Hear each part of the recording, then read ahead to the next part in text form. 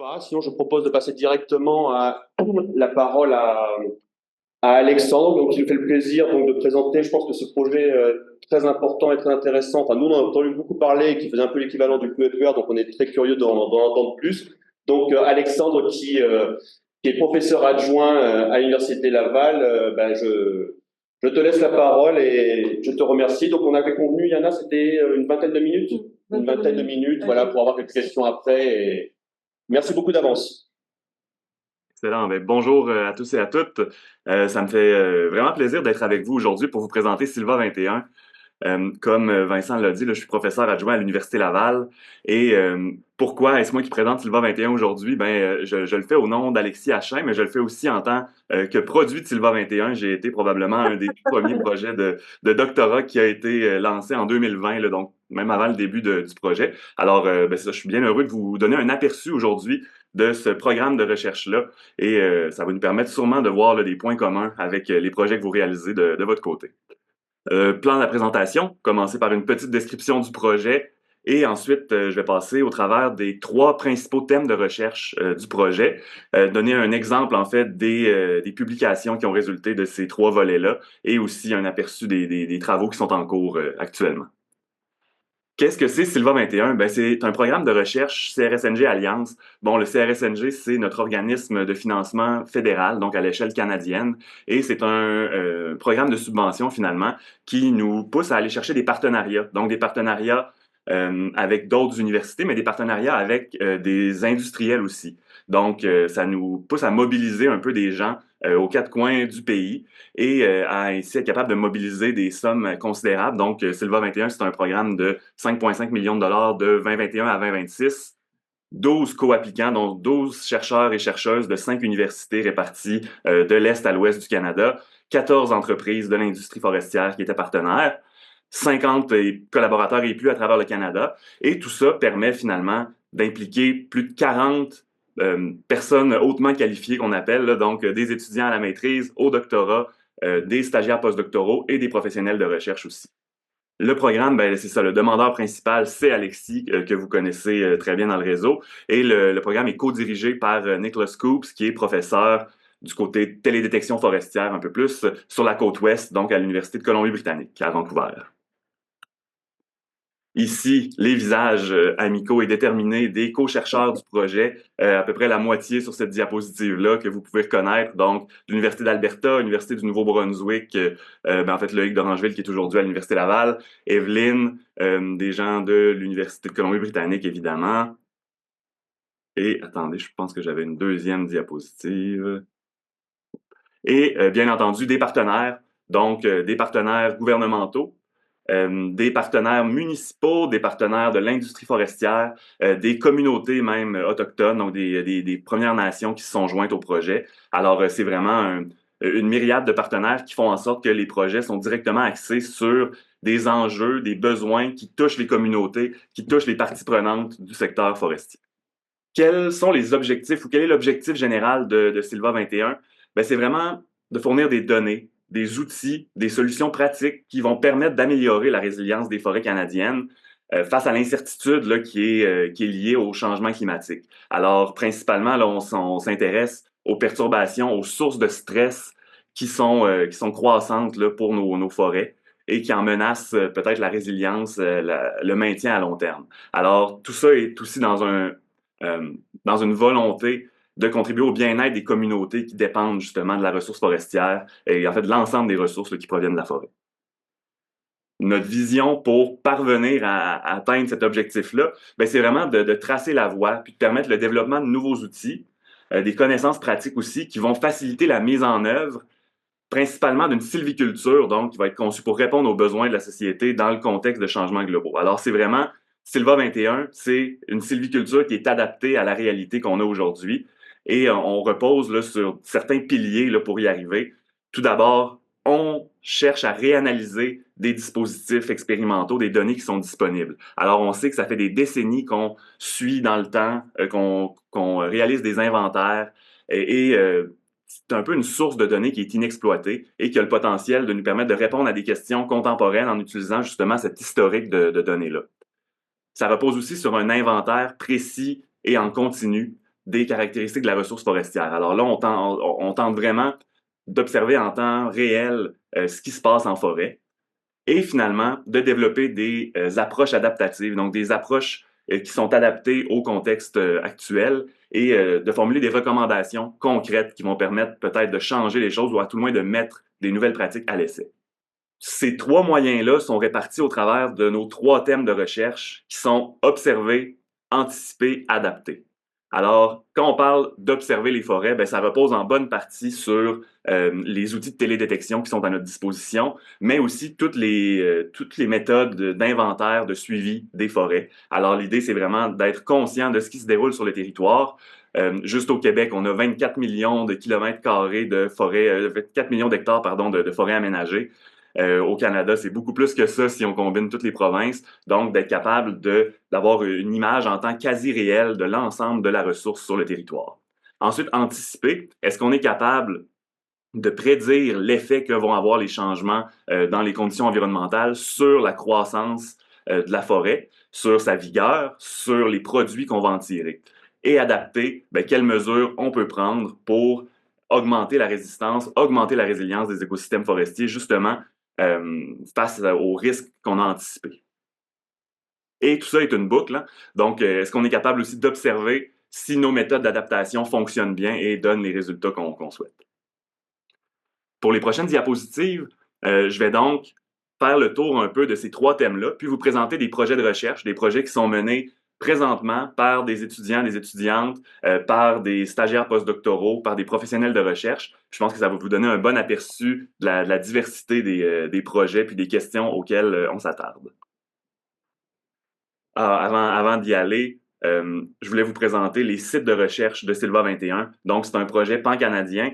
Alors, on a vraiment des sites de recherche qui sont dans une grande diversité d'écosystèmes forestiers, de la côte est à la côte ouest. Donc, des maritimes, d'un climat plus tempéré, océanique, au Québec, où on a et de la forêt feuillue tempérée et de la forêt boréale, jusqu'en Ontario et finalement en Colombie-Britannique avec des forêts finalement des forêts côtières avec des forts niveaux de précipitation, des forêts plus sèches dans les rocheuses où il y a moins de précipitation. Alors on couvre vraiment le gradient des écosystèmes forestiers. Je dirais qu'il n'y a pas beaucoup de sites de recherche au centre du Canada. La forêt, évidemment, il y a une grande portion de ce secteur-là qui est constitué des prairies canadiennes, donc un peu moins de massifs forestiers. Mais on a beaucoup de collaboration néanmoins avec l'Alberta là aussi, plus au centre du pays.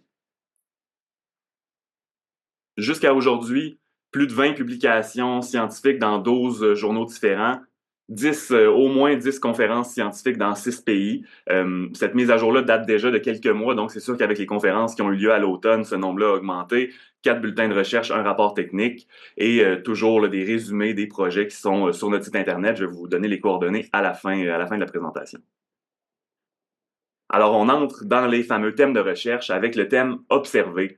Et ici, je vous présente le projet d'une étudiante au doctorat à l'Université de Colombie-Britannique qui cherche à évaluer la régénération après les perturbations majeures. Donc, on sait que le Canada, en particulier la côte ouest, est soumis à un régime de feu assez intensif et on n'est pas toujours certain que la forêt se régénère bien après de telles perturbations catastrophiques. Et l'idée du projet de Sarah, c'est finalement d'utiliser l'imagerie satellitaire pour suivre dans le temps la croissance et de combiner ça avec des données de lidar par drone pour finalement faire des liens entre ce qu'on constate à partir de l'imagerie satellitaire, donc le signal spectral, et la structure de ces peuplements-là, donc les caractéristiques structurelles des peuplements sur le terrain. Alors, c'est vraiment un projet qui intègre plusieurs technologies de télédétection pour suivre finalement le rétablissement de ces peuplements-là. Du côté du thème observé, on a aussi vraiment des projets très concrets en sylviculture pour aider à prioriser les secteurs qui pourraient faire l'objet d'une éclaircie commerciale, où on va venir prélever une partie des arbres pour favoriser la croissance finalement de ceux qu'on va laisser en place. Et un autre étudiant de l'Université de Colombie-Britannique qui donc utilise le lidar par drone, donc le balayage laser par drone, pour identifier les secteurs dans le peuplement qui sont soumis à une compétition la plus élevée, finalement, donc où les voisins sont un peu trop proches les uns des autres et se compétitionnent entre eux pour les ressources, pour l'accès à la lumière. Donc, on est capable d'identifier les secteurs qui devraient, en priorité, faire l'objet d'une éclaircie. Et comme Guillaume vous l'avait déjà présenté, on sait que les éclaircies peuvent permettre d'augmenter la résistance, la résilience à différents facteurs de stress.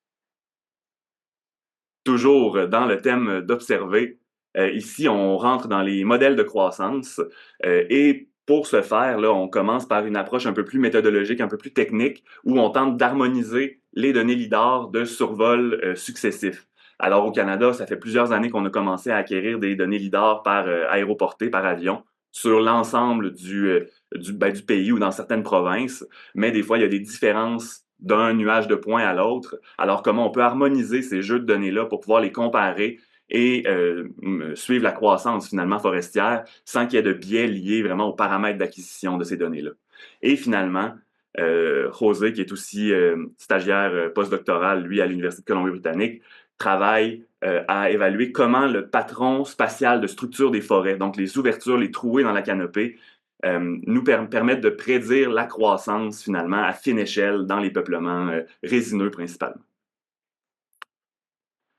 Ici, quelqu'un que vous reconnaissez peut-être, ben, c'était mes contributions, quelques-unes de mes contributions au doctorat.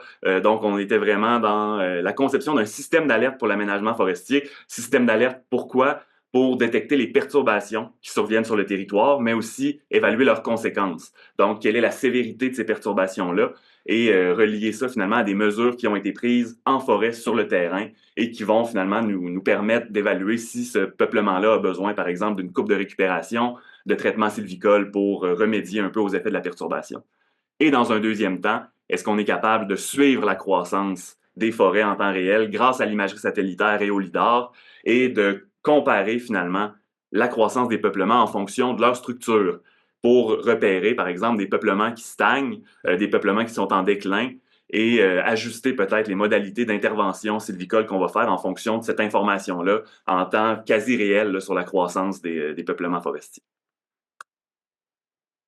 Toujours du côté d'observer, je crois que c'est notre dernier projet de ce côté-là, les inventaires forestiers dynamiques, donc Christopher Mulverhill, qui est aussi à l'Université de Colombie-Britannique, et qui nous présente un peu un cadre de référence pour réaliser des inventaires forestiers en continu. Donc, on a déjà toute la notion d'inventaire forestier amélioré grâce aux données LIDAR. Alors, on utilise la structure du nuage de points pour prédire les attributs forestiers, comme le volume de bois qui est disponible, le diamètre des arbres, etc. Mais là, l'idée, c'est qu'un passage LIDAR, on en a peut-être 1 ou 10 ans qui va avoir lieu. Et entre cette période-là, on doit mettre à jour quand même les attributs forestiers, qu'est-ce qui se passe en forêt. Et pour ce faire, on s'appuie sur l'imagerie satellitaire qui nous permet, encore une fois, presque en temps réel, de détecter les secteurs perturbés et de faire évoluer les attributs structuraux des forêts dans le temps par rapport à ce qu'on a vraiment mesuré dans l'inventaire de référence basé sur le LIDAR. Du côté d'anticiper, ben ici, on est beaucoup dans la modélisation, dans les modèles de croissance, tenter de projeter les dynamiques forestières sous différents scénarios climatiques. Alors ici, Catherine Chagnon, qui participe à la coordination du réseau et qui est aussi professionnelle de recherche ici à l'Université Laval et qui a fait une méta-analyse, donc qui a recensé les travaux qui ont été réalisés sur la réaction de croissance de l'épinette noire au climat. Donc, l'épinette noire, c'est une espèce très, très importante au Canada, au Québec. Et ce qu'on constate, c'est que la croissance de l'épinette noire n'est pas limitée par les mêmes facteurs, tout dépendamment de où on se trouve dans la province de Québec. Alors, dans le nord de la province, la croissance de l'épinette noire est limitée plutôt par les températures, mais dès qu'on va vers le sud, ce qu'on réalise, c'est que la croissance de l'épinette noire est plutôt limitée par la disponibilité en eau. Alors, avec les températures qui vont aller en augmentant, moi c'est ce qu'on prévoit, si les précipitations ne suivent pas, ben, on pourrait se retrouver avec des stress hydriques assez importants dans le sud de l'aire de répartition de cette essence-là. Et ben, c'est quelque chose de très important à prendre en compte, comme c'est l'une des essences les plus récoltées, qui génère le plus de volume là, dans les possibilités de récolte annuelle au Québec. Toujours anticiper, ben, c'est d'établir des scénarios climatiques, de fournir aux aménagistes forestiers, aux gestionnaires des territoires forestiers, une information sur l'évolution du climat dans le futur. Alors, ça se relie très bien au projet de Catherine que je viens de présenter, c'est-à-dire que si on est responsable d'une forêt, en particulier, on doit savoir quelles sont les projections climatiques. Est-ce que les précipitations sont appelées à augmenter? Est-ce que les précipitations sous forme de neige sont appelées à diminuer alors que sous forme de pluie, elles vont augmenter? Donc, toutes ces questions-là sont hautement pertinentes et Amy, qui est professionnelle de recherche ou postdoctorante à l'Université de Colombie-Britannique, a finalement généré ces prédictions climatiques-là selon différents scénarios à l'échelle du Canada et en particulier de nos sites d'études principaux. Du côté d'anticiper, bien entendu, on a les travaux de Guillaume, un extrêmement bon exemple peut-être d'intégration progressive vers une implantation dans les pratiques forestières. Alors l'idée, dans un premier temps, ben, c'est d'évaluer, en fait, est-ce qu'on est capable d'identifier les facteurs qui affectent la vigueur et la croissance des feuillus tolérants dont l'érable à sucre, évidemment, le bouleau jaune aussi, qui est l'arbre emblème du Québec. Alors, l'idée, c'est est-ce qu'on est capable d'avoir des indicateurs visuels assez simples qui nous permettent sur le terrain de prédire un peu quel arbre est le plus vigoureux, quel arbre est appelé à croître alors et quel autre est plus vulnérable. Et tout ça, tranquillement, c'est transposé dans des recommandations pour un nouveau système d'identification, de martelage des tiges à récolter dans le cadre des coupes partielles qui nous permettent de s'assurer qu'on ne laisse pas en forêt un arbre qui est en train de dépérir puis qu'on ne récolte pas un arbre qui avait encore son avenir devant lui. Finalement, on arrive du côté d'adapter, comment on peut adapter nos pratiques. Et ça, c'est un exemple d'un dispositif de recherche majeur qui est mené par Chloé, là, donc une étudiante qui est avec Loïc d'Orangeville. Et c'est dans ce dispositif-là, une plantation, on a installé un dispositif d'exclusion des précipitations, des gouttières géantes qui récoltent une partie des précipitations et les amènent en dehors du site.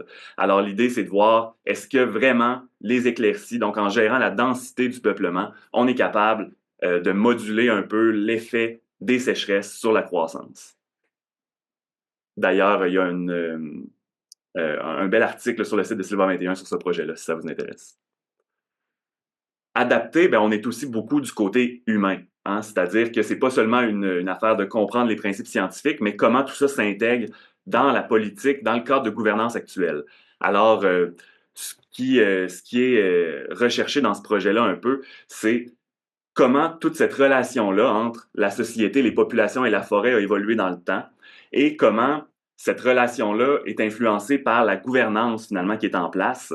Et est-ce qu'il y a moyen, par exemple, de donner aux communautés qui souhaitent davantage s'investir dans la gestion des forêts, on pense aux Premières Nations par exemple, des outils puis des moyens de mieux composer avec cette gouvernance-là puis ces politiques publiques qui favorisent pas toujours une participation accrue des parties prenantes. Alors, c'est un aspect qui est aussi très important dans Sylva 21 et qui est aussi présent dans ce côté-là, hein, l'aspect humain, l'aspect du rôle qu'on prend quand il vient le temps de négocier l'harmonisation, par exemple, dans les pratiques forestières. Alors ici, c'est un projet de Sandrine Paquin qui a complété sa maîtrise aujourd'hui ici à l'Université Laval. Et l'idée, en fait, c'était d'utiliser le concept du jeu sérieux. Alors, chaque participant, finalement, prenait le rôle de différentes parties prenantes hein, dans la filière forestière. Et l'idée, ben, c'était de voir en fait à quel point ces relations-là étaient influencées par le rôle qu'on avait, puis est-ce qu'il était possible, avec un objectif commun, par exemple, réduire la vulnérabilité des forêts face au changement climatique, ben, d'arriver à des compromis, à des négociations. Et tout ça, c'est pour comprendre un peu mieux les relations humaines, mais dans un contexte informel. Et ça a été vraiment des expériences très intéressantes. On a fait participer plein de collaborateurs de Sylva 21 partout au Canada et ça a été super intéressant comme expérience. De l'adaptation, ben, c'est aussi assurer le maintien des espèces culturellement importantes. Projet de Laurence Boudreau ici à l'Université Laval qui travaille avec une communauté Abénaki, donc des Premières Nations, pour qui la vannerie, c'est donc la fabrication de paniers à partir du bois du frêne noir. C'est vraiment une pratique fondamentale et liée à leur identité. Et dans ce projet-là, ben, on s'intéresse un peu à comprendre pourquoi le bois du frêne noir est si adapté pour la vannerie. Alors, c'est vraiment un hybride finalement entre une pratique traditionnelle, mais aussi les sciences du bois. Alors, est-ce qu'on est capable de comprendre les propriétés mécaniques et les propriétés anatomiques qui font en sorte que ce bois-là est aussi approprié et comment on pourrait favoriser finalement la préservation de cette essence-là dans le contexte de changements globaux pour maintenir un approvisionnement pour ces pratiques-là comme la vannerie. Toujours du côté d'adapter, Ici, on entre dans les projets de migration assistée. Alors, dispositif de recherche là, impressionnant qui se met en place non seulement au Québec, mais ailleurs au Canada aussi, et même dans le nord-est des États-Unis. Alors, divers sites expérimentaux où finalement on met en terre des plants forestiers, mais dont les semences ne proviennent pas de la région locale. Alors, on fait migrer vers le nord ou vers le sud. Donc, on prend différentes provenances qu'on implante dans différents sites. Et l'idée, ben, c'est d'essayer de comprendre le potentiel d'adaptation finalement de ces différentes souches-là, de ces différentes provenances-là, et de voir est-ce que leur réaction face au stress climatique varie, est-ce qu'on devrait miser sur l'une ou l'autre dans nos plantations en anticipant un peu le climat qui s'en vient ici. Donc, ça fait le tour des projets que je voulais vous présenter. Qu'est-ce qui s'en vient dans Sylva 21? Ben, on est encore sur la route pour un bon 2 ans. Alors, plusieurs travaux sur le terrain en 2025, partout au Canada. On a une 4e Assemblée générale annuelle qui va se tenir probablement au mois de mai. Évidemment, encore plus de résultats de publication. Plusieurs projets ont commencé depuis 1 an, 2 ans, 3 ans. Donc, on commence à avoir beaucoup de résultats qui s'en viennent. Et on commence déjà à penser à la suite, après Sylva 21, où est-ce qu'on s'en va. L'aventure est pas terminée, même si ce projet-là va probablement arriver à une fin. Et pour rester à jour, ben, consultez notre page sur X ou Twitter anciennement. On a un site web, évidemment, sylva21.com, une infolettre à laquelle vous pouvez vous abonner, un blog, des bulletins de recherche. Et évidemment, ben, nous, le membre du réseau, on est dans Sylva 21, Guillaume, Evelyne, alors on est toujours un point de contact facile. Merci beaucoup, ça m'a fait plaisir d'être avec vous aujourd'hui, puis n'hésitez pas si vous avez des questions.